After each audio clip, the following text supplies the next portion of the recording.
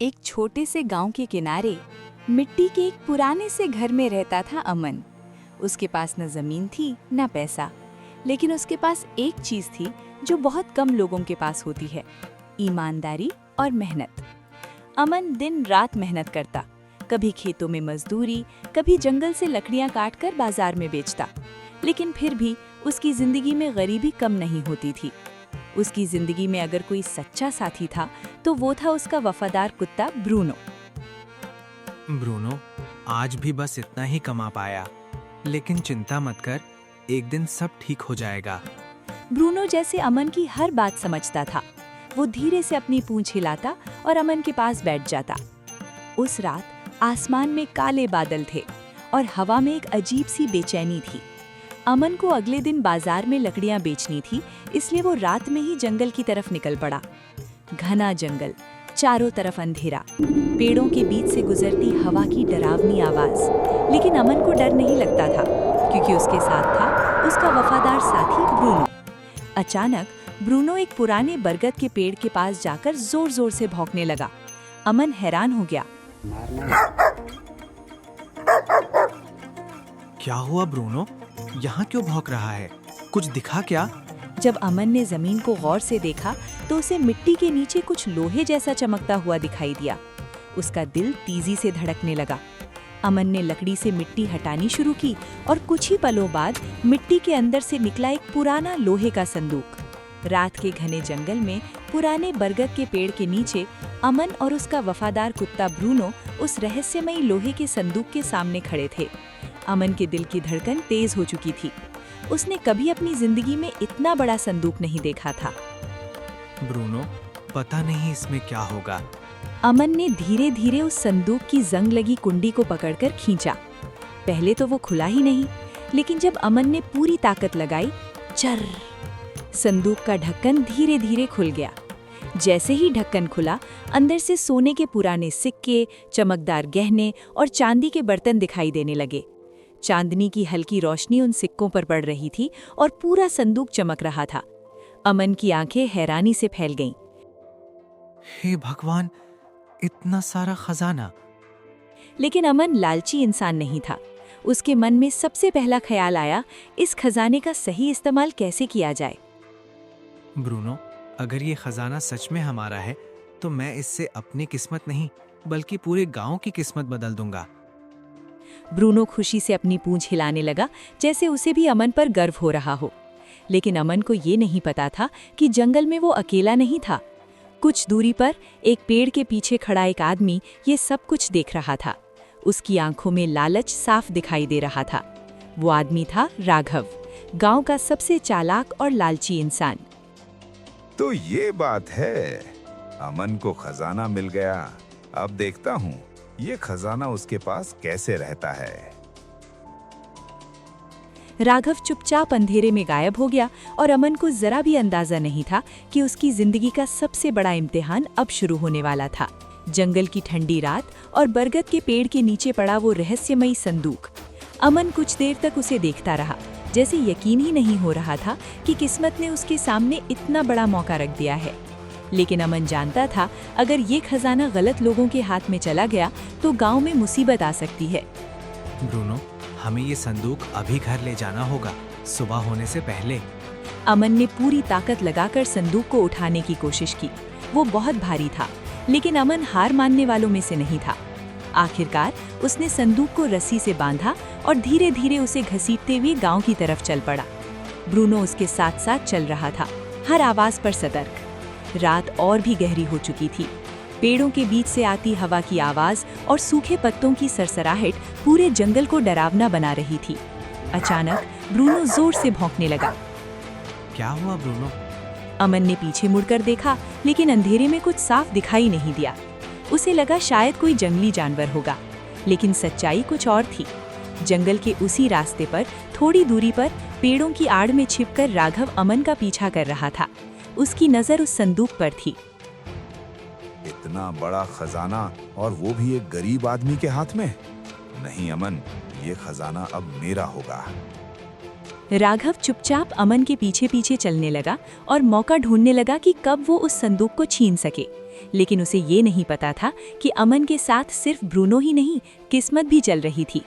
थोड़ी देर बाद अमन जंगल से निकलकर गांव के रास्ते पर पहुंच गया। उसने राहत की सांस ली। बस ब्रूनो, थोड़ा और, फिर हम घर पहुंच जाएंगे। रात का अंधेरा अभी भी गहरा था। अमन धीरे धीरे उस भारी संदूक को घसीटते हुए गांव की तरफ बढ़ रहा था और उसके साथ चल रहा था उसका वफादार साथी ब्रूनो। अमन को लग रहा था कि अब सब ठीक हो जाएगा, बस थोड़ी दूर और वो अपने घर पहुंच जाएगा। लेकिन किस्मत ने अभी उसका इम्तिहान खत्म नहीं किया था। अचानक रास्ते के बीचों बीच एक आदमी अंधेरे से निकलकर अमन के सामने खड़ा हो गया। अमन चौंक गया। कौन है? चांद की हल्की रोशनी उसके चेहरे पर पड़ी और अमन ने उसे पहचान लिया। वो था राघव, गांव का सबसे चालाक और लालची आदमी। अरे अमन, इतनी रात को जंगल से क्या खजाना लेकर जा रहे हो? अमन समझ गया कि राघव सब कुछ देख चुका है। राघव, ये मेरा है, किस्मत ने मुझे दिया है, इसलिए रास्ता छोड़ दो। राघव की आंखों में लालच और गुस्सा साफ दिखाई दे रहा था। तुम जैसे गरीब आदमी को इतना खजाना रखने का कोई हक नहीं है। ये खजाना अब मेरा होगा। ये कहते ही राघव ने अमन को जोर से धक्का दे दिया। अमन जमीन पर गिर पड़ा। ब्रूनो ने जैसे ही अपने मालिक को गिरते देखा, वो गुस्से से राघव की तरफ दौड़ पड़ा। हट जा यहाँ से। लेकिन ब्रूनो पीछे हटने वाला नहीं था। वो जोर जोर से भौंकने लगा और राघव के सामने खड़ा हो गया। उसकी आंखों में एक ही बात थी, अपने मालिक की रक्षा करना। कुछ पल के लिए राघव डर गया क्योंकि ब्रूनो बहुत गुस्से में था। उसी मौके का फायदा उठाकर अमन जल्दी से उठ गया। राघव, ये खजाना मेरे लालच के लिए नहीं है, मैं इससे पूरे गांव की जिंदगी बदलना चाहता हूँ। लेकिन राघव को अमन की बातों से कोई फर्क नहीं पड़ा। मुझे तुम्हारी कहानियों से मतलब नहीं, मुझे सिर्फ खजाना चाहिए। और फिर राघव ने जेब से एक तेज चाकू निकाल लिया। अमन की सांसें रुक गईं, क्योंकि अब ये सिर्फ खजाने की लड़ाई नहीं थी, ये अमन की जिंदगी की लड़ाई बनने वाली थी। रात का सन्नाटा, सुनसान रास्ता और बीच में खड़ा राघव जिसके हाथ में चमकता हुआ चाकू था। अमन कुछ पल के लिए घबरा गया, लेकिन उसने अपने डर को छुपाने की कोशिश की। आखिरी बार कह रहा हूँ अमन, संदूक मुझे दे दो, नहीं तो अच्छा नहीं होगा। अमन ने गहरी सांस ली और धीरे से सिर हिलाया। नहीं राघव, ये खजाना मैं तुम्हें नहीं दे सकता, ये सिर्फ मेरा नहीं, पूरे गांव का है। तो फिर तैयार हो जाओ, सब कुछ खोने के लिए। इतना कहते ही राघव अमन की तरफ बढ़ा, लेकिन जैसे ही वो पास आया, ब्रूनो अचानक उसके सामने कूद पड़ा।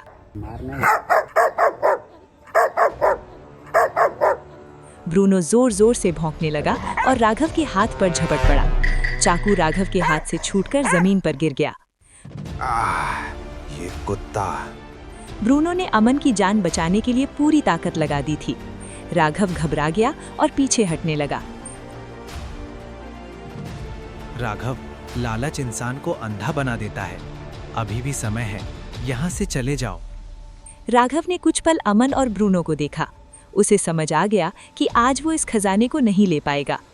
ठीक है अमन, आज तुम जीत गए, लेकिन ये कहानी यहीं खत्म नहीं हुई है।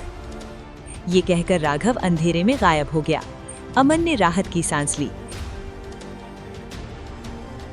ब्रूनो, अगर तुम नहीं होते तो आज पता नहीं क्या हो जाता। ब्रूनो खुशी से अपनी पूंछ हिलाने लगा, लेकिन अमन के मन में एक सवाल अभी भी था। क्या इस खजाने को अपने पास रखना सही होगा, या फिर उसे इस खजाने का इस्तेमाल कुछ ऐसा करना चाहिए जिससे पूरे गांव की जिंदगी बदल जाए? अमन ने उसी पल एक बड़ा फैसला लेने का सोचा, एक ऐसा फैसला जो उसकी कहानी को हमेशा के लिए यादगार बना देगा। सुबह की पहली किरणें गांव पर पड़ रही थीं। रात भर की घटनाओं के बाद अमन आखिरकार अपने घर पहुंच चुका था। संदूक अभी भी उसके सामने रखा था, लेकिन उसके मन में लालच नहीं बल्कि एक बड़ा फैसला घूम रहा था। ब्रूनो, अगर मैं चाहूँ तो इस खजाने से बहुत अमीर बन सकता हूँ, लेकिन क्या सिर्फ मेरी जिंदगी बदलना सही होगा? ब्रूनो शांत होकर अमन को देख रहा था, जैसे वो भी अपने मालिक के फैसले का इंतजार कर रहा हो। कुछ देर सोचने के बाद अमन ने तय कर लिया कि उसे क्या करना है। उसी दिन अमन ने पूरे गांव के लोगों को चौपाल पर बुलाया। गांव के लोग हैरान थे क्योंकि अमन जैसा गरीब आदमी पहली बार सबको इकट्ठा कर रहा था। अरे अमन, क्या बात है? इतनी सुबह सुबह सबको क्यों बुलाया? अमन ने सबके सामने वो संदूक खोल दिया। जैसे ही लोगों ने अंदर सोने के सिक्के और गहने देखे, सबकी आंखें हैरानी से खुली रह गईं। इतना सारा खजाना? लेकिन अमन के चेहरे पर घमंड नहीं था, बल्कि सच्चाई और सादगी थी। दोस्तों, ये खजाना मुझे जंगल में मिला है, लेकिन ये सिर्फ मेरा नहीं है। मैं चाहता हूँ कि इससे हमारे गांव में पानी का कुआं बने, स्कूल बने और गरीब लोगों की मदद हो।